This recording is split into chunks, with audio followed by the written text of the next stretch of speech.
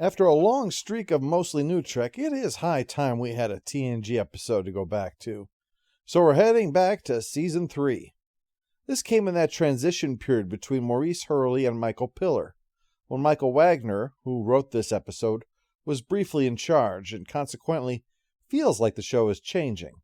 There's the new uniforms, but the stories tended to be more about the concept than later episodes, which shifted towards being more about the characters, or that is to say, about our characters. Now, the guest characters are being explored in these episodes, but for our characters, it's only really about them overcoming obstacles and reacting to events. To illustrate this, Q Who and Best of Both Worlds were both about the Borg, but it's the second that looks at the events for our characters. It's in part the story of the arc of Will Riker's life and how these events are bending that arc, how he is responding to it, and the self-reflection it leads to, culminating in him having to complete his journey and commit to who he is. That is more typical of the direction TNG, and indeed Trek of the rest of this era, would go. 3 of the 4 episodes of Wagner's era are just about the plot and our characters dealing with it. It's not a judgment, it's just an observation. So the Enterprise has arrived over a colony that sent out a distress signal, only to find out that the planet has been devastated from orbit. The only thing that's still there is one single square of untouched land, with a house, well-maintained lawn, and 2 life forms. Wow, when people say, "there goes the neighborhood," it's usually not because the rest of the neighborhood is going away. After the titles, Troy says there's something off about these, but it's hard to say what exactly. They feel human, but yet there's something not quite right here. So Riker leads down an away team. They're going to have to give this a very thorough investigation. The tiniest detail may be the clue that cracks this mystery wide open. There's something concealed under the surface. Should have saved that one for Booby Trap. I don't know who had the absurd idea to do this, but I would like to congratulate them for its inclusion. When in doubt, just do a comic upside-down snare gag.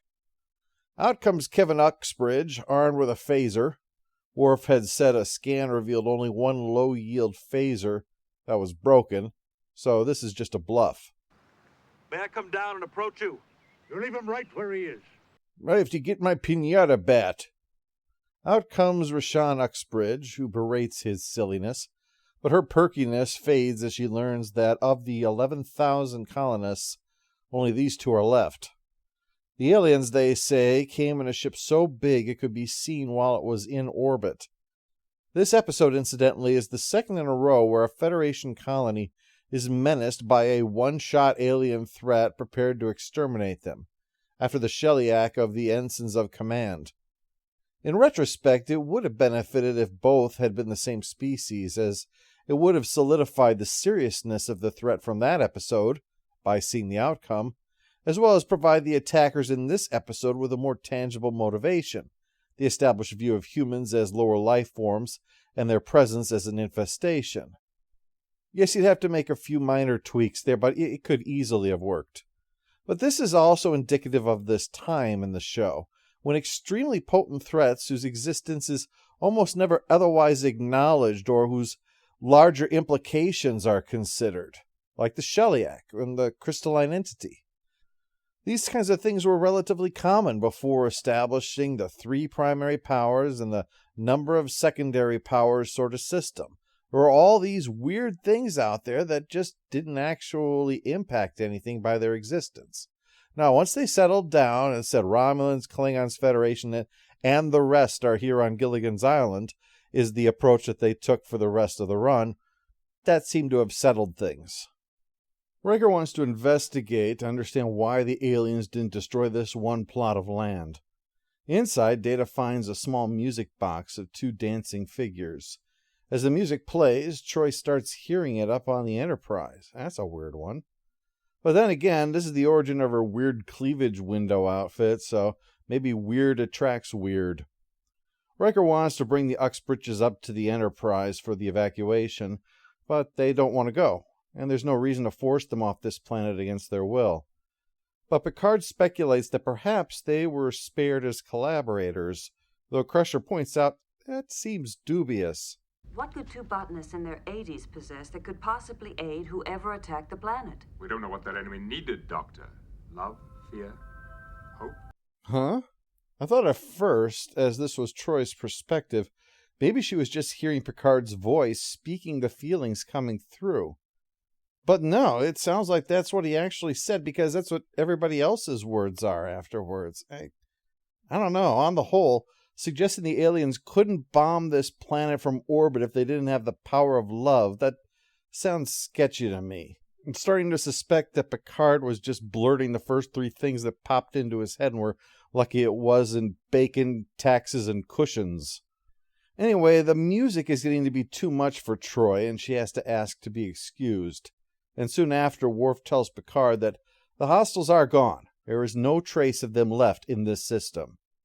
I will stake my reputation. Yeah, we see how much that's worth even to his shipmates.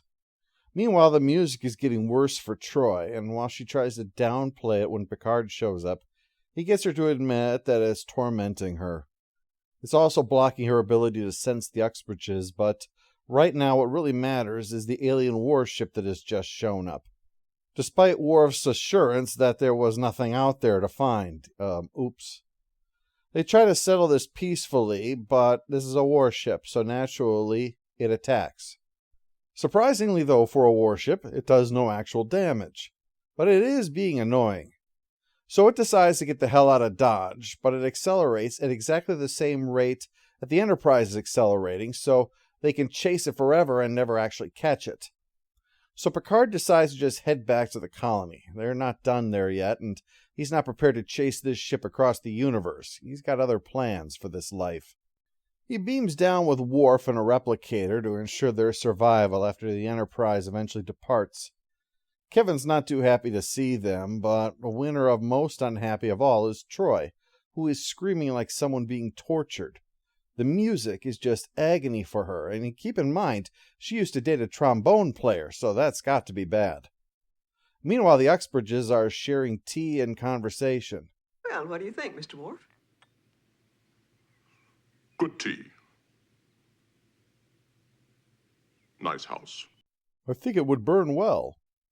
Picard eventually steers the conversation to the attack, and the Uxbridges have no idea why they were spared. Although there's really only one thought on Kevin Uxbridge's mind. When the hell are you going to piss off already? Picard brings up the ship. Don't worry, it didn't hurt us before. It won't hurt us now. Do you know that for a fact, Kevin? Of course, because I set that snare up in the backyard to catch any aliens that would come in. And I know it would definitely work, and I wasn't just saying that to calm my nervous wife. Dickhead. To answer Picard's question, Kevin says the only thing that set them apart from the others was that he was unwilling to fight the aliens, but there was no way the aliens would have known that, so it couldn't have anything to do with anything. After Kevin leaves, Picard asks again if Rashaan will bring her husband and leave, but no, she says they're going to stay put. Meanwhile, Troy still can't escape the music, even in the deepest of sleep. We're going to have to shield her from all outside stimuli by inducing coma. I'm going to need your help, defective Tasha Yar clone. Things are interrupted as the alien warship returns, and with weapons far, far more powerful than before. What's more, their counterattacks are blocked as if they're nothing. So reluctantly, the Enterprise needs to pull out of range of the warship. But Picard figures the Uxbridges aren't in any danger, though there are several ways to take that. But the real question for Picard is what to do about Troy. Her problem, I mean. There's no way of sorting out her long term, not unless he can figure out a way to hitch her to Riker and then promote his ass off this ship. Well, Picard thinks the Uxbridges are causing this music too, preventing Troy from being able to tell them about what the survivors are. Well, Picard has a feeling he's pieced together what's happened. Let's sure hope it's a whole lot better than saying that love, fear, and hope are what was responsible for that nuclear bombardment. He tells Riker that after another hour, they're to turn around and head back. Sure enough, no ship there, and Picard says Worf shouldn't feel self-conscious about that. The first time when he thought he'd screwed up and missed it probably wasn't an error. It's a big gamble, but Picard feels pretty confident. especially since the reason that Kevin wouldn't join in the fight is that he's a man of conscience and a man of rhythm.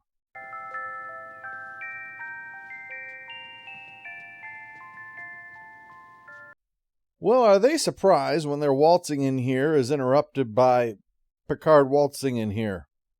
He expresses surprise at the fact that Kevin would be surprised. He had no reason to think Picard would never return, not unless he knew that the ship had driven them off. But Picard says, oh yes, when he leaves this house it will be for good, but they're going to be staying in orbit to protect the Uxbridges so long as they remain here, and will not be dissuaded from that course.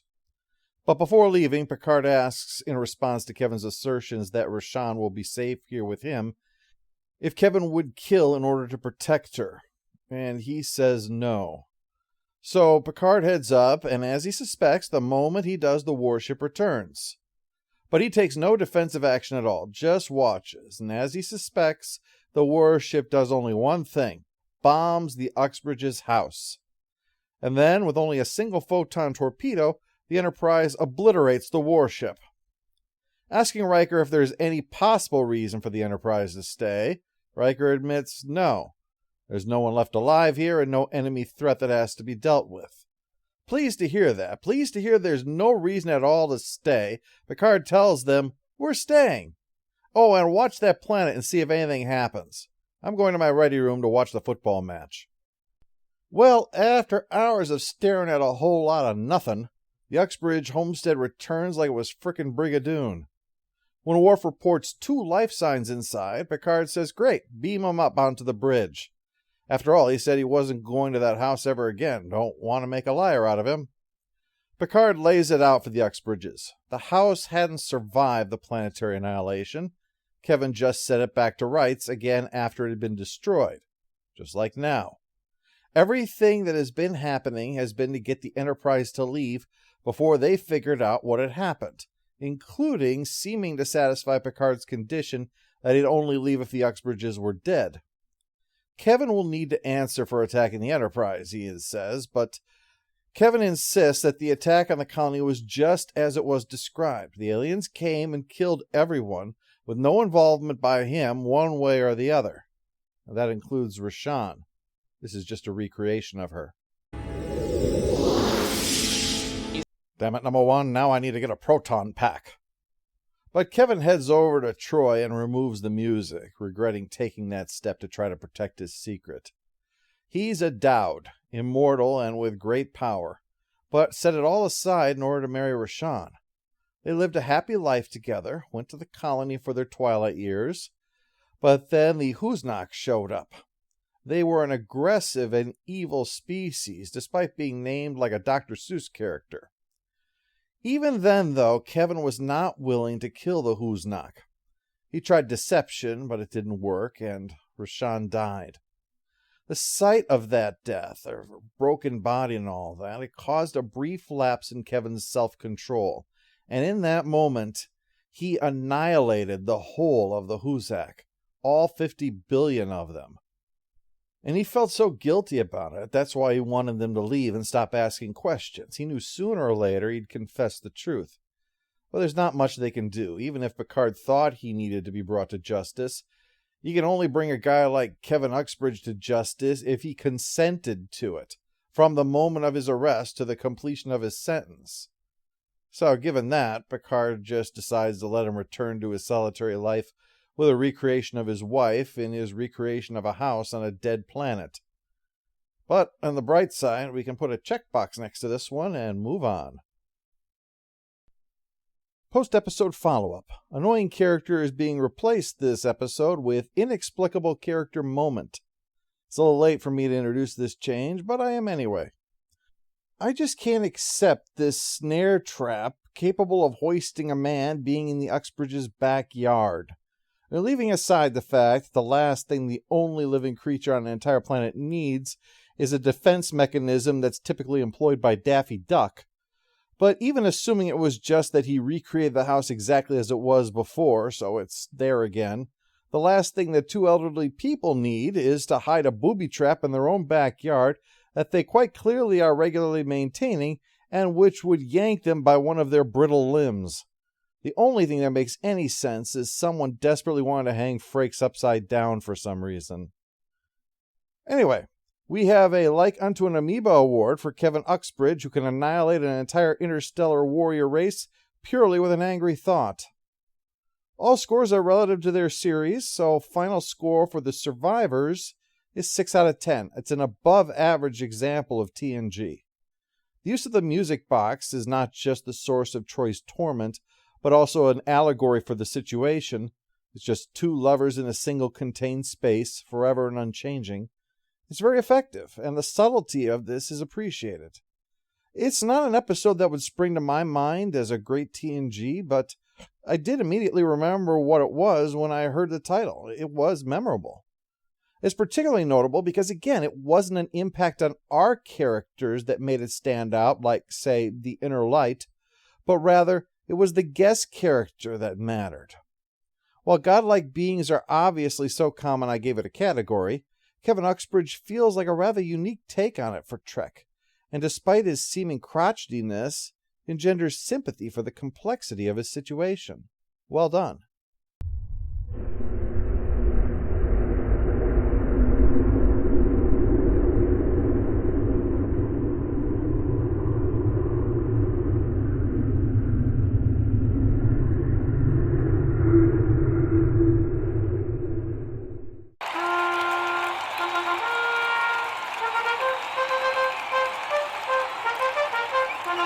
All hail